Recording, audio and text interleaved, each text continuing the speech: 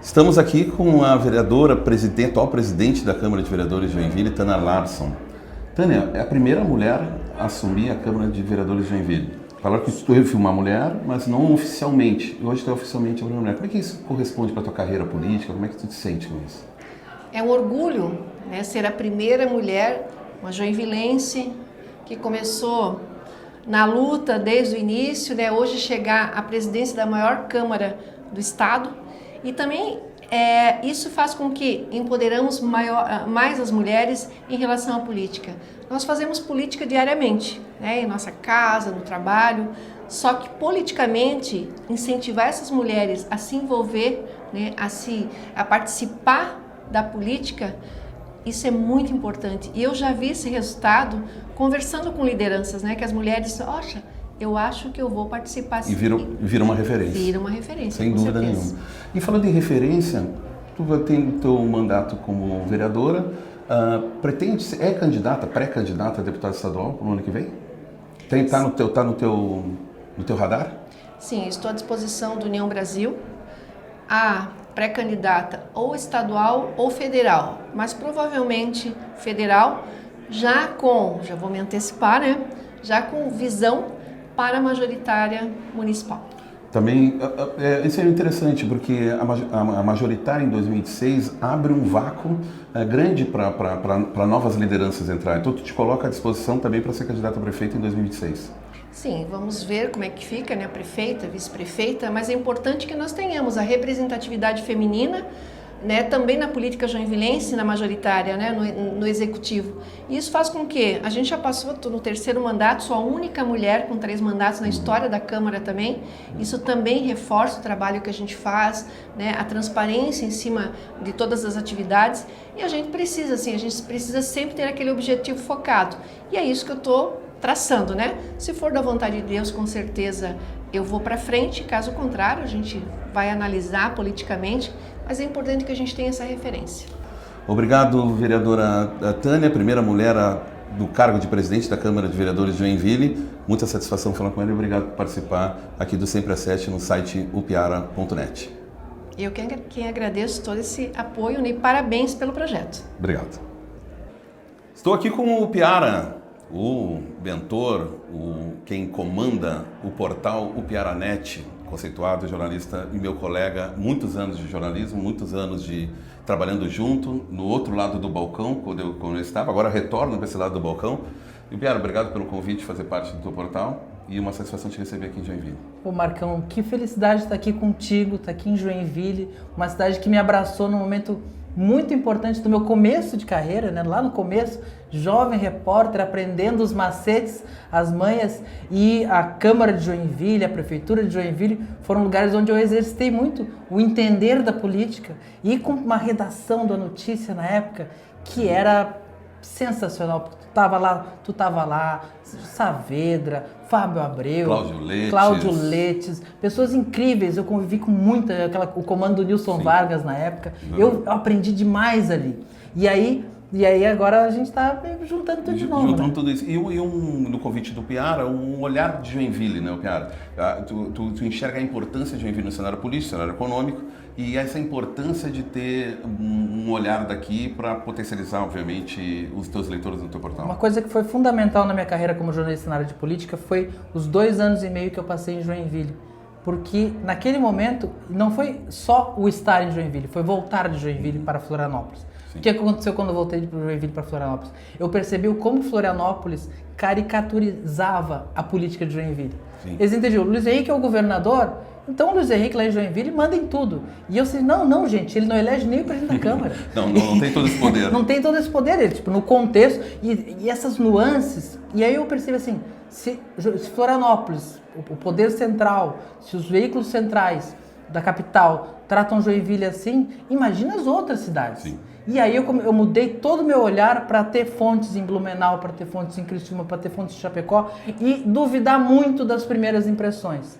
E agora, nesse momento contrário, eu sou o veículo, eu disse assim, eu tenho que estar olhando para todo mundo, mas eu quero ter olhares específicos. E aí tu entra com esse convite para essa parceria, para tu entrar com essa coluna, para ser essa pessoa que conhece o Joinville como ninguém, transita em Joinville e vai contar Joinville para os joinvilenses e também para todos os catarinenses. Legal, falei aqui com o Piara, a gente tem muita coisa para conversar, tem muitos convidados aqui no lançamento da coluna Sempre às 7, no portal opiara.net, e a gente vai continuar aqui conversando com outras lideranças aqui de Joinville. Obrigado, Piara, parabéns aí pelo portal. Conta comigo, parceiro. Obrigado.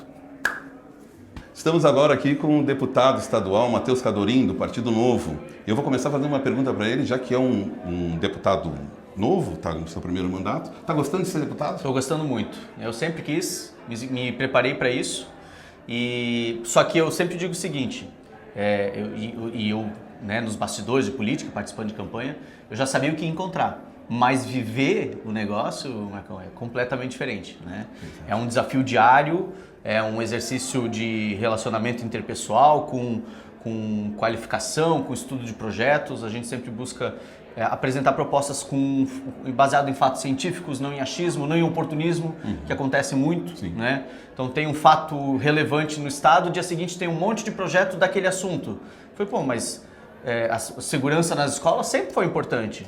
E você aparece 50 projetos de um dia para noite. Foi criado em 24 horas esse projeto? Não é possível, né? Então esse tipo de coisa a gente evita, né? Mas tu está se caracterizando por um deputado com ideias inovadoras, e vamos falar de inovadoras como inovação de fato, como sendo essa grande bandeira. Isso. Essa bandeira que tu está carregando mesmo da inovação, incentivando empreendedores, sendo essa grande bandeira, e está vendo potencial nisso, principalmente eleitoral? Principalmente, assim, eu falo do que eu entendo, então eu falo com propriedade. Eu acho que essa é uma das coisas que me dá muita tranquilidade de ser autoridade nesse assunto. Nunca ninguém defendeu a bandeira da tecnologia na Assembleia. Da saúde sempre teve, da segurança, da educação, e todo mundo com muita propriedade. Mas da tecnologia, e Santa Catarina é um estado inovador, nunca teve. Então, quando eu falo de tecnologia, é um assunto transversal. Eu posso falar de saúde em algum momento, de educação, de segurança, e eu tenho conseguido alcançar bons resultados, porque, por exemplo, o primeiro projeto de lei do Brasil com inteligência artificial foi nosso. Agora nós estamos propondo também a educação, alfabetização e inteligência artificial no contraturno das escolas estaduais. E não necessariamente só IA, ou só robô, ou só aplicativo. Há menos de um mês atrás, o governador sancionou uma lei estruturante que a gente criou, que permite agora que quase 900 atividades do Estado sejam abertas só com uma autodeclaração, não tem mais alvará. Por quê? Porque elas não oferecem risco nenhum. Sim. Então, uma inovação que catapultou Santa Catarina para um ambiente favorável para a abertura de empresas. Tudo isso é serviço nosso lá. Outro projeto que a gente está levantando agora é tornar toda a região do Contestado uma área de benefício fiscal federal, tal qual acontece em outras regiões do Brasil, por conta do desenvolvimento mais lento, por consequência de guerras internas. Sim, de uma questão histórica. Exato. Que então, nunca ninguém... Assim, a gente até estuda pouco sobre o Contestado. A gente estuda sobre Canudos, Baianada, enfim, Balaiada. E aqui a gente não estuda sobre o Contestado. E foi a maior guerra civil do Brasil, historicamente. E tem consequências até hoje. Sim, uma região que precisa prosperar, uma região que precisa crescer em comparação ao oeste do estado, que é o norte. Exato, é um corredor, então você tem o oeste e o litoral funcionando bem, desenvolvendo bem. E ali no meio que numa velocidade mais lenta. Por quê? Por causa desse conflito, historicamente comprovado. E tem regiões no Brasil que tem compensação financeira de impostos por causa dessas características. Então a gente quer aqui também. Então esse tipo de inovação é não só ficar falando sobre as mesmas coisas. Eu não gosto de ficar dando moção, sabe? Eu acho que capital, catarinense, não sei o quê. Esse tipo de coisa a gente evita. Cadorim, e o futuro do Cadorim? O Adriano Silva, testado, aprovado nas urnas, uma gestão bem sucedida, mas vai ser o último ano do seu último mandato. O que se espera do novo e qual é a posição do Cadorim nesse? O Cadorim se coloca como sucessor do Adriano, tem um projeto de reeleição do deputado estadual. Como é que tu está vendo o teu futuro? Eu levei 20 anos para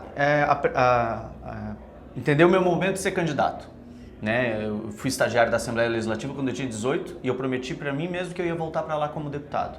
Então vivi fora do Brasil, fui para a Ásia, aprendi mandarim, fui para a Oceania para aprender inglês, para trabalhar com comércio exterior. Voltei para cá, fui gestor de desenvolvimento econômico de Joinville, Jaraguá do Sul, trabalhei com tecnologia, aí que me especializei, a gente chegou a ter 80 startups no portfólio.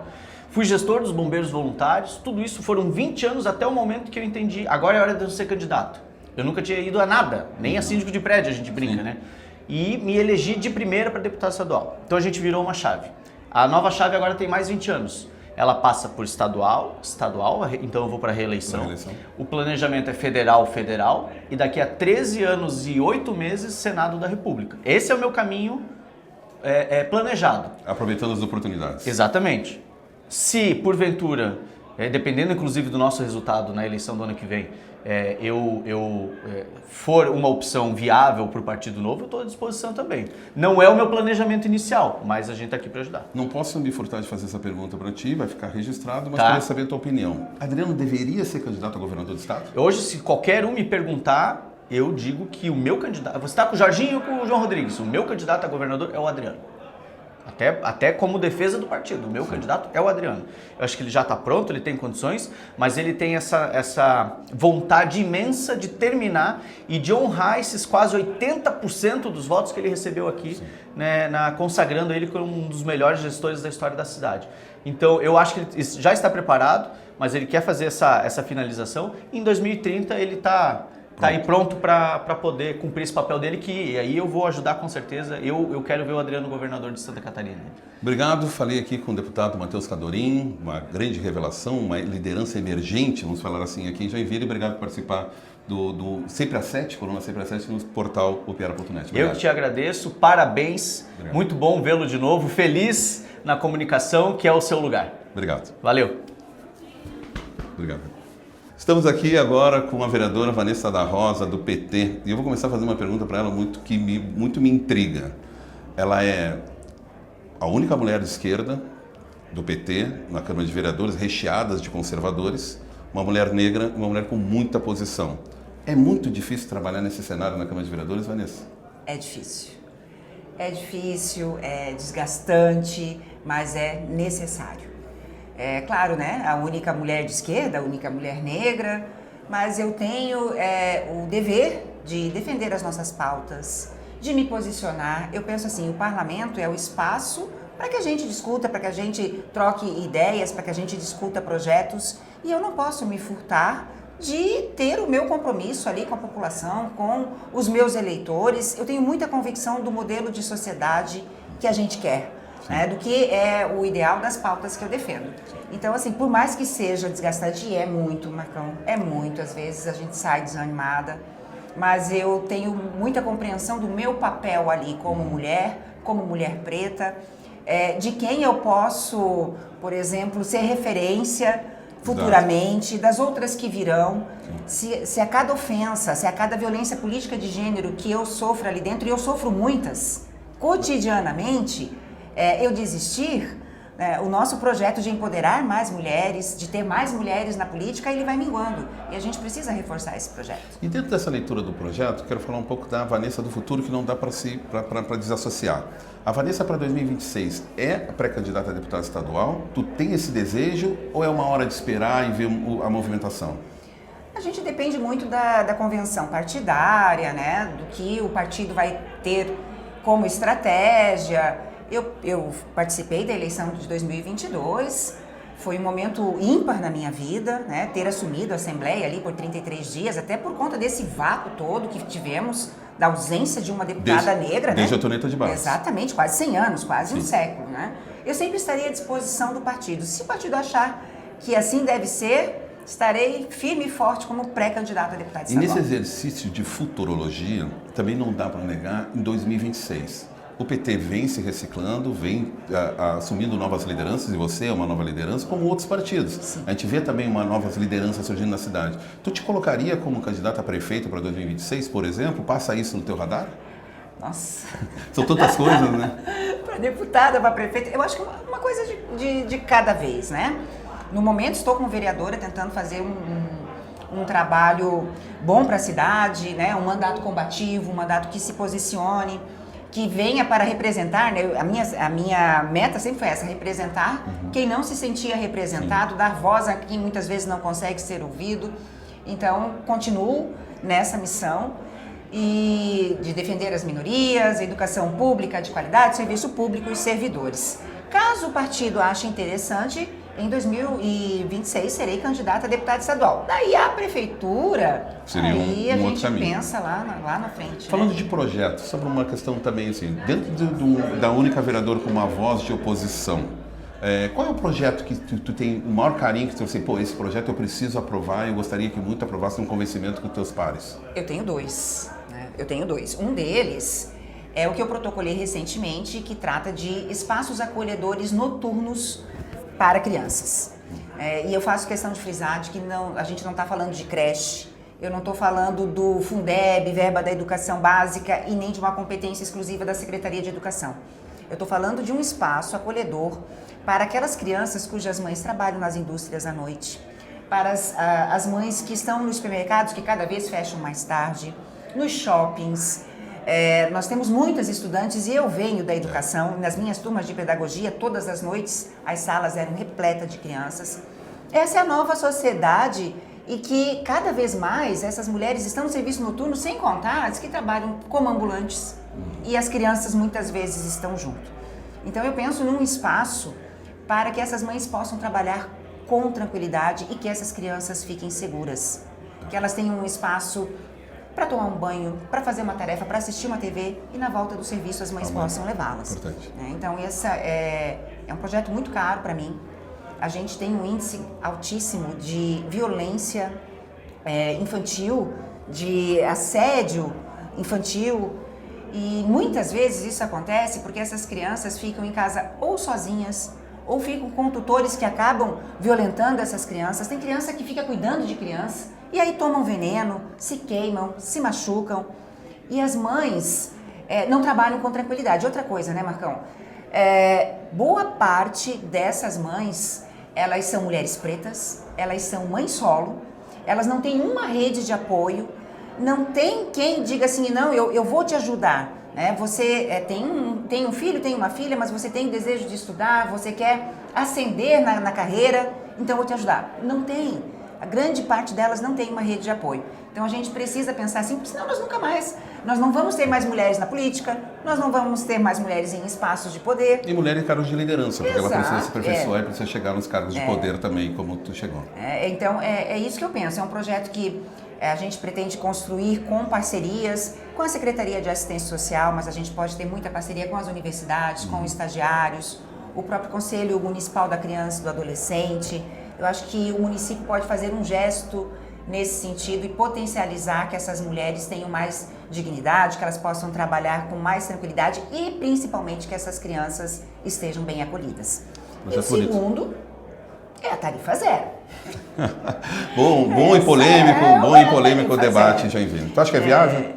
Eu acho que ela é viável. Assim, eu protocolei o projeto depois de muita conversa, de muito estudo, de observar outras cidades que já implantaram. Hoje no Brasil nós temos 180 cidades que já trabalham com a tarifa zero. Dessas 180, 135 é tarifa zero todos os dias, 25 em dias alternados. O que eu penso, Marcão? As pessoas dizem assim, mas não tem almoço grátis, não tem almoço grátis. Não tem, né? O transporte público é caro e ele vai precisar ser custeado. A prefeitura hoje desembolsa 35 milhões anuais para subsidiar o transporte público. Sim. O projeto foi estruturado de uma forma que a gente consiga criar a tarifa para o transporte público, a TTP que a gente chama, mas que a gente tenha também um fundo para custear. Da onde vem o dinheiro deste fundo? Os 35 milhões que a prefeitura já subsidia, eles serão necessários. Mas a ideia é que a gente faça uma parceria com as empresas que hoje já pagam o transporte, pagam o Vale Transporte para os seus funcionários. Que esse dinheiro do Vale Transporte vá para esse fundo, isentando empresas que têm até 9 funcionários. A partir do 10º funcionário, ela pagaria também. A gente pode ter a reserva do estacionamento rotativo, que agora vai voltar. A gente pode ter arrecadação de multas de trânsito, a gente pode ter emendas parlamentares, a gente pode ter verbas vindas de outras instâncias, mas a gente precisa criar esse fundo. E é possível. É possível. A gente tem tantas cidades com esse modelo e eu no projeto não disse em nenhum momento que a prefeitura tem que implantar isso da noite para o dia e que vai ser total. Ele pode ser gradativo. Pode ser gradativo, com escalas. Né? Pode ser por região, pode-se analisar os horários de maior demanda, pode-se pegar públicos específicos, mas a gente tem que fazer um gesto. Tem que fazer um gesto porque o transporte público de Joinville é ruim, é caro, não atende aos interesses da população e assim, eu estou falando de justiça social. Hoje as famílias comprometem mais ou menos 30% do seu orçamento com um transporte que não é eficiente. Então você está negando a boa parte da população o acesso à cidade. Experienciar a cidade, os bens públicos, de estudar. A gente precisa pensar sobre isso, principalmente porque assim, nós temos muitos carros circulando. E tirar os carros das ruas. Exato. É um assunto muito interessante. Vou dizer para ti que é um assunto que vem em Joinville se arrastando há muito tempo e esse debate precisa ser amadurecido. Acho que a chegada de uma política e de um integrante da esquerda traz esse projeto à luz, senão não traria. A gente tem esse conhecimento que não é um debate muito comum da direita ou do centro, enfim, é um debate exclusivo da esquerda. E assim, a licitação não inviabiliza, a gente precisa da licitação, as pessoas olham para mim e dizem assim, mas e a licitação? Mas a licitação tem que acontecer, a gente está aí 50 anos, com 2 empresas permissionadas, mas não impede a tarifa zero. Legal, conversei aqui, uma conversa que parece que a gente pode ir mais longe aí, vamos combinar com a Vanessa para a gente conversar e desmembrar mais esses 2 projetos que são muito interessantes que ela está querendo trabalhar na Câmara de Vereadores de Joinville. Vanessa, muito obrigado. Imagina, eu que obrigado agradeço. pela presença e leia o 100 para 7 Com certeza. no portal opiara.net. Desejo todo sucesso nesse teu empreendimento. Muito obrigada pela oportunidade. Obrigado, vereadora. Estou aqui agora com o presidente da Câmara de Vereadores, e hoje não presidente da Câmara de Vereadores, mas sim prefeito interino em exercício aqui em Joinville, com a viagem do prefeito e da vice-prefeita. Diego Machado, a jovem liderança do PSD, fazendo um exercício de prefeito que é uma loucura. Começa cedo, termina tarde. Boa noite, prefeito. Como é que está essa experiência de ser prefeito? Olha, boa noite, Marcão. Para nós é um momento especial, de forma pessoal, um momento realmente assim de consagração para quem está na vida pública, chegar, sentar mesmo que por alguns dias na cadeira da maior autoridade da cidade, de fato é um motivo de muito orgulho. Essa pegada que a gente tem de trabalho, de dedicação, a gente já traz da Câmara de Vereadores, já é do nosso dia a dia de mandato de vereador. Não foi algo que foi intensificado pelo fato de eu estar como prefeito interino. Isso já é uma marca desde o nosso primeiro dia de mandato lá em 2021. Eu tenho uma rotina bem exaustiva do ponto de vista assim, de carga horária. A gente tenta produzir o máximo, a gente vive isso intensamente e a gente conseguiu levar agora mesmo por alguns dias como prefeito, levar isso para a prefeitura. A gente já tinha uma programação de agendas para serem seguidas, a gente já tinha uma programação de obras que a gente queria fazer a entrega da ordem de serviço, estamos conseguindo cumprir com toda a nossa agenda. Lógico, esticando o máximo possível as nossas agendas, matando horário de almoço, fazendo tudo que é possível, mas para aproveitar e produzir o máximo possível esses 9 dias que nós temos. Legal. Na sua posse, uma frase que eu coloquei na coluna que deu grande repercussão, vou falar, não sei se eu vou falar ela literalmente, mas com as abreviações, nos encontramos daqui 3 anos, eu volto daqui 3 anos, enfim, não importa o teor da frase na sua íntegra, mas você deu a clareza de que daqui 3 anos você é um possível candidato a prefeito de Joinville. Esse é o desejo? Com certeza. Eu tenho um desejo de ser prefeito de Joinville e eu venho me preparando para isso. A gente, antes de eu ser vereador de primeiro mandato, antes de 2020, a gente já teve aí uma experiência na comunidade de vida participativa. Já fui assessor do ex-vereador Odir Nunes, mas no legislativo eu tive pouca experiência com o Odir. A minha experiência nesse tempo que eu trabalhei com o Odir foi muito na comunicação. A gente ajudou a fundar uma rádio comunitária em Piraberaba. a gente se envolveu com a comunidade, a gente aprendeu o que é uma entidade, o que é o terceiro setor, o que são associações, ajudamos a fundar várias entidades. Depois veio a experiência como vereador de primeiro mandato, já no primeiro mandato uma presidência da Câmara, a nossa reeleição com uma votação muito boa, o segundo vereador mais votado do estado, aí veio a reeleição de presidência da Câmara. Então, quer dizer, a gente se sente em preparação, né? Se a gente ainda não está totalmente preparado, mas eu sinto que eu estou num caminho de preparação, e para nós que somos joinvilenses, eu que amo essa cidade, que defendo Joinville, né? e que tenho esse desejo, de fato é um motivo pelo qual a gente se empenha também. Mas eu sempre digo, você tem muito mais experiência e expertise na vida pública do que eu, né, Marcão? Que a gente depende de cenário, vem uma eleição em 2026, a gente não sabe, porque nós sabemos que tem outros possíveis candidatos que também vêm com força para 2028, para disputar a eleição municipal em Joinville. Então vai depender desse cenário 2026, vai depender do que vai acontecer. Daqui 3 anos tem muita água para rolar. O que eu quis dizer com essa frase basicamente é o seguinte: olha, eu tenho vontade, estou me preparando para isso. Se lá na frente Deus vai me dar essa oportunidade e o joinvilense vai entender que lá na frente eu sou o melhor quadro, eu quero. Então ali foi muito mais no sentido de expor um desejo e uma vontade do que propriamente cravar que isso vai acontecer. Perfeito.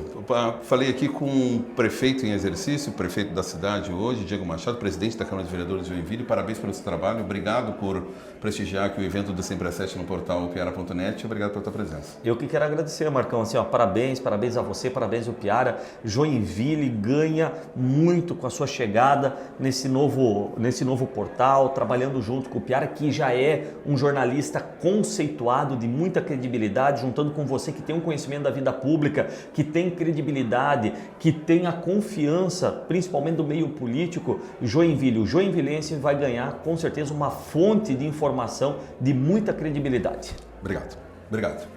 Parabéns. Obrigado.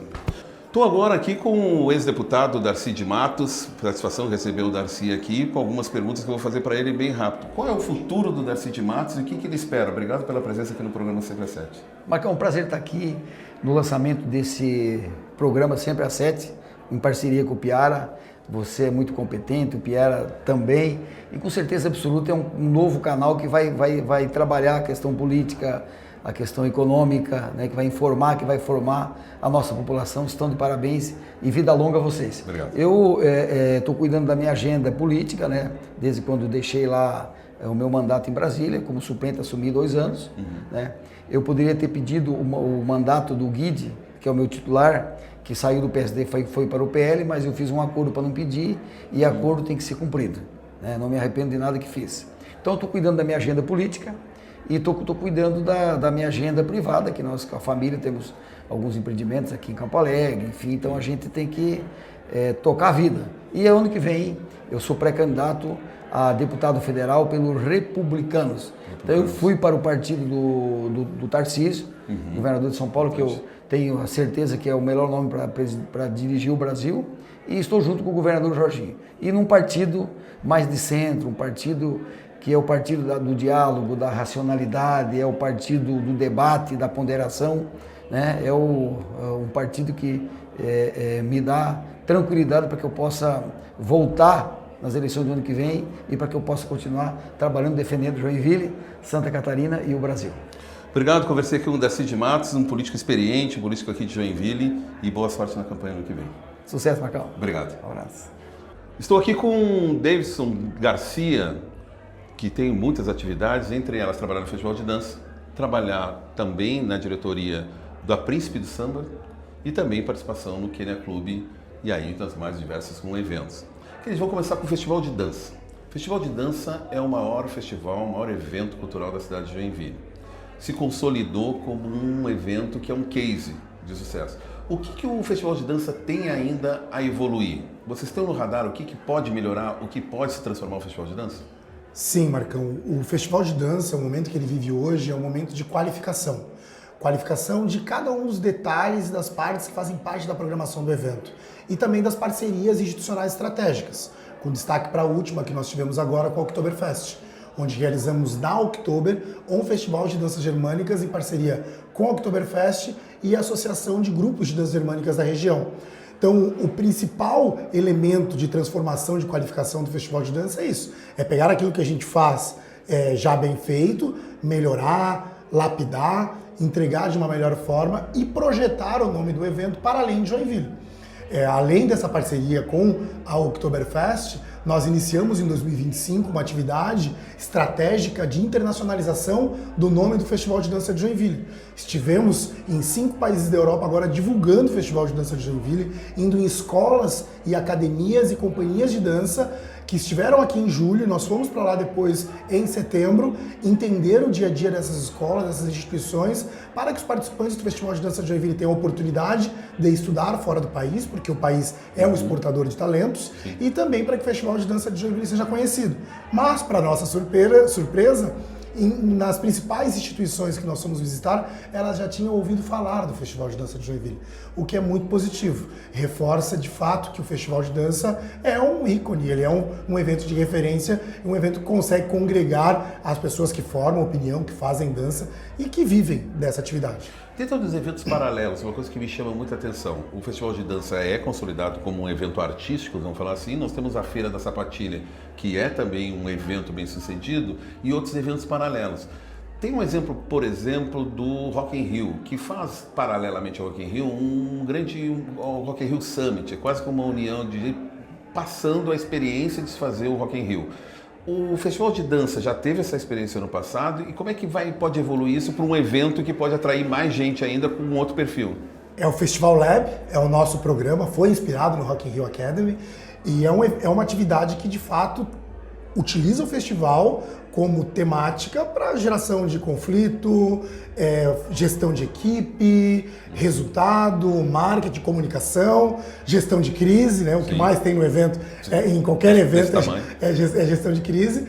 E o Festival Lab, a primeira edição, foi uma grata surpresa, com certeza nós vamos repetir para 2026 e ele foi o grande diferencial da edição. O Festival de Dança de Joinville, todo ano, ele traz um elemento novo. Então nós colocamos o Festival 40 Mais lá atrás, depois colocamos a Dance Parade, um desfile aberto, enfim, para que as pessoas estivessem em Joinville para viver essa emoção de estar no festival, e agora o Festival Lab. Mas as novidades e aquilo que a gente deixa de legado para a cidade se multiplica a todo ano. Nós inauguramos este ano um Museu da Dança, né, o único museu físico de dança que nós temos conhecimento no mundo é o Museu da Dança de Joinville, e em cima do museu nós abrimos um teatro. Joinville ganhou um novo teatro, que é o Teatro do Museu. Um teatro de 194 lugares, novo, moderno, que está aí para servir toda a produção cultural da cidade. David, uma outra atividade paralela que tu exerce, até voluntária, sim, é com carnaval, com samba, com a cultura negra em Joinville, principalmente vindo do Kenya Clube. O que tem se evoluído? Se percebe um amadurecimento das equipes que estão trabalhando para fortalecer a cultura do samba, do carnaval, da cultura negra, propriamente dita, em Joinville, capitaneada pelo Kenya Clube. Esse é um projeto que vem crescendo e a tendência é se consolidar? Sim, a tendência é consolidação. O Kenya passou por um processo de profissionalização muito forte e é interessante a gente dividir, né? A minha participação no carnaval é voluntária, mas para o Kenya eu sou um prestador de serviço. Então, através da nossa empresa, nós resolvemos o problema que o Kenya Clube tinha.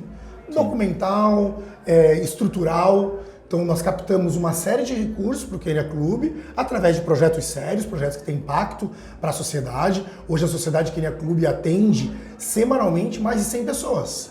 Aula de dança para pessoas idosas, aula de costura formando mão de obra para o mercado, aula de balé infantil, formação de artista, aula de percussão, sem falar nas atividades que ocorrem dentro do clube que são de interesse público.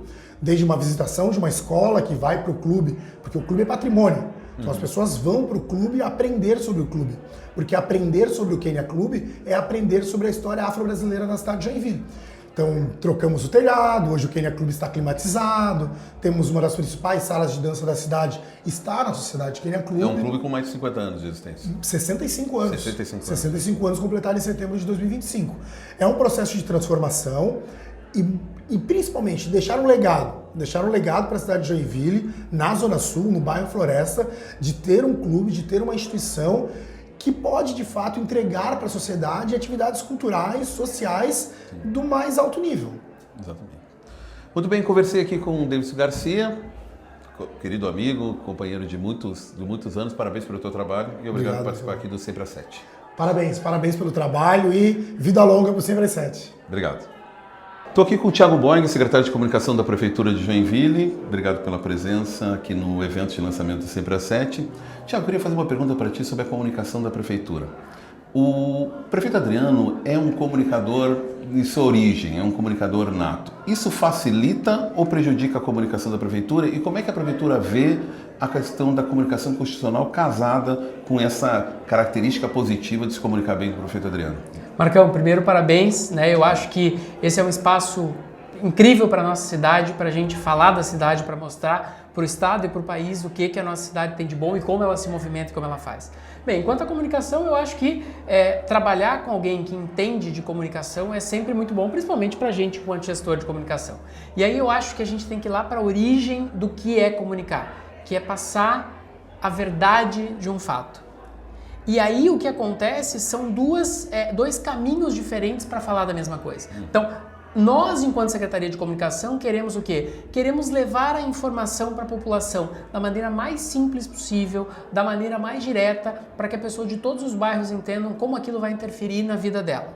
E o prefeito quer mostrar como isso, dentro de uma gestão, não surgiu por acaso. Que isso foi pensado, que isso é organizado. Então, em algum momento isso se combina, mas dentro de uma narrativa natural das coisas. O prefeito fazendo o papel dele de mostrar como o gestor trata aquilo e a comunicação da prefeitura dentro de uma maneira que a legalidade permite, dentro de uma maneira que as pessoas esperam, tratando institucionalmente do tema. Tem um projeto interessante da Prefeitura, lançado recentemente, que é esse cuidado da Prefeitura, da cidade ser a sua casa, né? De cuidado. Qual é a participação da comunicação para esse projeto ser um projeto bem sucedido, que a população entenda que cuidar da cidade também é cuidar do seu maior patrimônio? Eu acho que começa pelo nome, né? Quando a gente fala que Joinville é a nossa casa, eu acho que volta o nosso olhar para entender que se a gente quer viver numa cidade bem cuidada, a gente precisa fazer isso. E, de novo, a gente não tentou inventar a roda, a gente foi olhar quem já fez isso, onde já deu certo, e a gente foi encontrar um movimento na Estônia chamado Let's Do It. Eles estavam com o país todo sujo e eles fizeram um grande mutirão para que as pessoas ajudassem a limpar o país. E aí entra naquela coisa, né, da teoria da janela quebrada. Se teu vizinho tá com a casa suja, tá com a casa mal pintada, tu vai deixar a tua também. Sim. E a partir do momento que o teu entorno começa a mudar, você também começa a fazer isso. Então nós entendemos que a prefeitura estava fazendo isso já dentro dos equipamentos públicos. Um ou outro empresário estava fazendo, mas e se a gente juntasse todo mundo e fizesse um grande movimento, um grande mutirão para isso? A chance das pessoas engajarem, das pessoas virem junto, porque todo mundo tem orgulho da sua cidade. E a gente não pode fazer nunca com que perca isso. Então, logo que o prefeito assumiu, ele fez um mutirão de embelezamento da cidade, que foi o quê? Cuidar de praças, cuidar de canteiros, cuidar de rotatórios. Por quê? Porque a gente entendeu que aquilo ali era uma maneira pequena, que dava para fazer naquele momento de pandemia, das pessoas entenderem que a cidade é um lugar delas. Quando a gente abraça a cidade, quando a gente cuida, e muitas cidades do mundo são exemplos disso, né? Você vai para Nova York, o cara tá usando lá Nova York, não sei o que, não sei o que. Tem orgulho de pertencer. Tem orgulho. Então, essa é a ideia. Legal. As empresas fazem muito isso, né? O orgulho de pertencer, o orgulho de... A gente quer fazer isso com a cidade, que as pessoas sintam. E aí não é uma coisa de gestão, não é de nada. Quando a pessoa... ela gosta da cidade que ela vive, ela vai estar mais feliz ali, ela vai procurar mais coisas para fazer ali, tudo vai funcionar melhor. Em 5 anos de gestão, o que o profissional, Thiago, um profissional que trabalhou em outros setores da iniciativa privada, o que ele tira desses 5 anos à frente de uma maior prefeitura do Estado, com todas as suas complexidades, com todos os seus desafios de comunicação, o que tu tira de grande proveito como profissional de comunicação? Marcão, enquanto jornalista, eu acho que a gente sempre aprendeu que a matéria-prima do nosso trabalho é a verdade, eu acho que isso é inegociável. Seja uma notícia boa, seja uma notícia ruim, seja uma notícia que vai ser positiva, que a gente vai construir. Então, ela sempre tem que partir da verdade. E eu acho que o que eu trago muito hoje é o seguinte, as coisas têm uma velocidade diferente. Cada vez elas são mais rápidas, cada vez a gente precisa estar mais pronto. Então, o feito é inimigo do perfeito, então a gente precisa fazer.